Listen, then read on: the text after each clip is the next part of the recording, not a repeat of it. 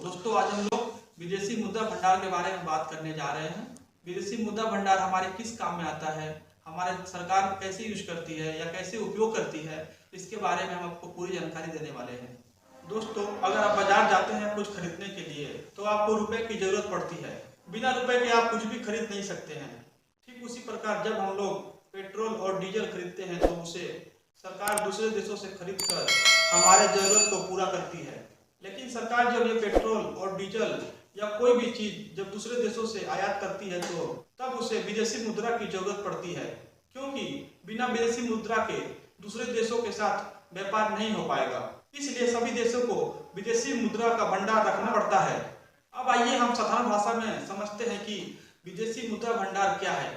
ऐसी कोई भी विदेशी मुद्रा जिसमें अंतर्राष्ट्रीय व्यापार संभव हो और जिसे किसी देश की केंद्रीय बैंक में रखी गई संपत्ति या परिसंपत्ति को विदेशी मुद्रा भंडार कहते हैं और इसे देश की केंद्रीय बैंक द्वारा रख रखाव किया जाता है। भारत का केंद्रीय bank reserve bank of India है, जिसे हम शॉर्ट में आरबीआई भी कहते हैं। भारत की विदेशी मुद्रा भंडार की रखवाली आरबीआई करता है। इसमें विदेशी भंडार, गोल्ड रिजर्व, विशेष आहरण अधिकार जैसे कि आईएमएफ जो कि अंतर्राष्ट्रीय मुद्रा कोष का हिस्सा है, विदेशी ट्रेजरी बिल, बॉन्ड और अन्य सरकारी जमानत राशि, सरकार द्वारा जारी की गई ऋण का प्रमाण पत्र शामिल होता है। यह सभी चीजें आरबीआई अपने पास रखता है। अब आइए जान लेते हैं आईएमएफ क्या है। आईएमएफ का पूरा नाम इंटरनेशनल मॉनेटरी फंड है। इसे एक अंतर्राष्ट्रीय संगठन या संस्था भी कह सकते हैं। इसका उद्देश्य अंतर्राष्ट्रीय मौद्रिक सहयोग को बढ़ावा देना होता है। आईएमएफ अंतर्राष्ट्रीय व्यापार के विस्तार और विकास की सुविधा देता है। यह वैश्विक मौद्रिक सहयोग को बढ़ावा देने के लिए, वित्तीय स्थिरता को सुरक्षित करने के लिए, अंतर्राष्ट्रीय व्यापार की सुविधा, उच्च रोजगार और आर्थिक विकास को बढ़ावा देने की सुविधा और दुनिया भर में गरीबी को कम करने के लिए काम कर रहा है, जिसे हम आईएमएफ कहते हैं। अब सभी देशों से अंतर्राष्ट्रीय व्यापार करने में समस्या है। इसी वजह से दुनिया में 4 से 5 मुख्य करेंसी ऐसी हैं जिसे व्यापार करने के लिए चुना गया है। इसे हम एलिट करेंसी भी कहते हैं। अब ये 5 करेंसी कौन सी है, आइए जानते हैं। इसमें मुख्य और पहला करेंसी है यूएस डॉलर। तकरीबन 10 देशों में यूएस डॉलर चलता है। यूएस डॉलर का मतलब है बस अमेरिकी यूएस डॉलर। दूसरा यूरो है।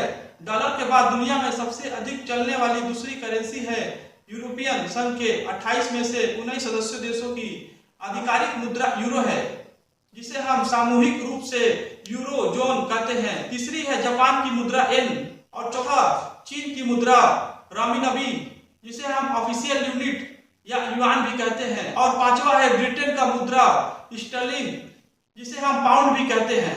अब आप सोच रहे होंगे कि भारत भी एक शक्तिशाली देश है, फिर भी हमारा रुपया एलिट करेंसी बास्केट में शामिल क्यों नहीं है। तो दोस्तों हम आपको बताते हैं कि भारतीय रुपया एलिट करेंसी में शामिल क्यों नहीं है। बास्केट करेंसी की लिस्ट में शामिल होने के लिए किसी भी देश का निर्यात बहुत अधिक होना चाहिए। जब आपके देश में अधिक से अधिक सामानों की उत्पादन बढ़ता है और वह सामान अधिक से अधिक किसी दूसरे देश को निर्यात किया जाता है और जब दुनिया और ज्यादातर देश आपसे सामान आयात करते हैं तब आपकी रुपए की कीमत बढ़ जाती है। फिलहाल भारत का निर्यात इतना ज्यादा नहीं है। 2019 में यह कुछ कम हुआ था और 2020 में कोरोना महामारी का देश पर बहुत बुरा असर पड़ा था। जब तक भारत अंतर्राष्ट्रीय बाजार में अपने सामानों का निर्यात नहीं बढ़ा लेता और सामानों का डिमांड नहीं बढ़ा लेता, तब तक भारत का रुपया फॉरेन रिजर्व में शामिल नहीं हो सकता।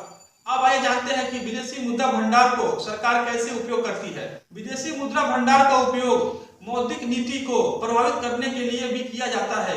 यदि विदेशी मुद्रा की मांग बढ़ने के कारण घरेलू मुद्रा का मूल्य घटता है तो भारत सरकार की तरफ से रिजर्व बैंक ऑफ इंडिया विदेशी मुद्रा की आपूर्ति उस बाजार में कर देती है, ताकि घरेलू मुद्रा में मूल्य और बहुत अधिक गिरावट रोकी जा सके। सबसे अधिक विदेशी मुद्रा भंडार अमेरिकी डॉलर के रूप में रखा जाता है, क्योंकि यह दुनिया का सबसे अधिक विश्वसनीय मुद्रा है।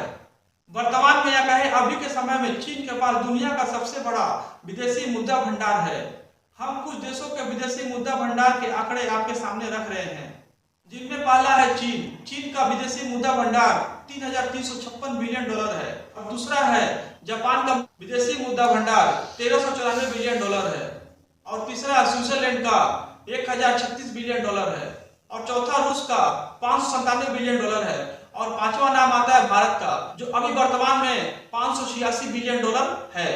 इनमें भारत टॉप 10 देशों के साथ 5वें स्थान पर काबिज है। पिछले सप्ताह 8 जनवरी 2021 को भारत का विदेशी मुद्रा भंडार $586 बिलियन था और गोल्ड रिजर्व का मूल्य 56.8 करोड़ से बढ़कर $37.59 अरब तक पहुंच गया। दोस्तों, आपको पता होना चाहिए कि विदेशी मुद्रा भंडार किसी देश की अर्थव्यवस्था का स्वास्थ्य वाइटल की तरह है।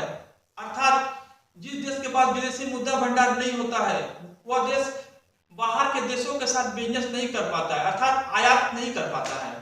यदि किसी देश के पास विदेशी मुद्रा भंडार अच्छी है तो उस देश की वित्तीय स्थिति बहुत अच्छा माना जाता है। वैसे तो भारत में आजादी के बाद से मुख्य रूप से दो बार, एक बार 1991 और दूसरा बार 2008 में आर्थिक मंदी का झटका लगा था। साल 1991 में भारत में जो आर्थिक मंदी आई थी उसके पीछे घरेलू कारण थे, लेकिन जो 2008 में वैश्विक मंदी आई थी उसके कारण भारत की अर्थव्यवस्था पूरी तरह हिल गई थी। भुगतान संकट के कारण 1991 में भारत का आर्थिक संकट में फंसने की सबसे बड़ी वजह माना जाता है उस समय भारत के आयात में भारी कमी आई थी, जिससे देश उस समय बहुत बड़े घाटे में चला गया था। उस समय देश का व्यापार संतुलन पूरी तरह से गड़बड़ा चुका था। देश की अर्थव्यवस्था बड़े राजकोषीय घाटे में चल रही थी। उस समय स्थिति इतनी गंभीर हो गई थी कि भारतीय विदेशी मुद्रा भंडार मुश्किल से 3 सप्ताह के आयात के लायक ही बचा था, जबकि सरकार पूरी तरह से कर चुकाने में असमर्थ हो रही थी। विदेशी मुद्रा भंडार घटने से रुपए में तेज गिरावट आई, जिससे घाटे का संकट बढ़ गया। और 1991 में विश्व बैंक और IMF ने भी अपनी सहायता रोक दी, जिससे सरकार को भुगतान पर चूक से बचने के लिए देश के सोने की गिरवी रखने के अलावा कोई और विकल्प नहीं बचा था। 1991 में आए आर्थिक संकट की मुख्य वजह रुपए की कीमत में तेजी से घटना और देश का बढ़ते हुए चालू खाता का घाटा, निवेशकों का भारत के प्रति घटता भरोसा और रुपए की विनिमय दर से कमी आ गई थी। 1980 के दशक के अंत तक भारत गंभीर आर्थिक संकट से गुजर रहा था। उसके बाद 2008 में आई आर्थिक मंदी से भारत की अर्थव्यवस्था को उतना नुकसान नहीं झेलना पड़ा था जितना अन्य देशों के अर्थव्यवस्थाओं को झेलना पड़ा था। 2008 की मंदी के दौरान भारत का व्यापार वैश्विक जगत के साथ व्यापार काफी घट गया था और आर्थिक ग्रोथ घटकर 6% से नीचे चला गया था। तो दोस्तों, यह थी हमारे द्वारा बनाई गई विदेशी मुद्रा भंडार के बारे में कुछ महत्वपूर्ण जानकारी। हम आशा करते हैं कि जानकारी आपको अच्छी लगी होगी। वीडियो को देखिए और वीडियो को लाइक और शेयर कीजिए और चैनल को सब्सक्राइब करना ना भूलें और साथ साथ बेल आइकन को भी दबा दें ताकि हमारे आने वाले नोटिफिकेशन सबसे पहले आप तक पहुंचे। तब तक मिलते हैं अगले वीडियो में। अभी के लिए जय हिंद।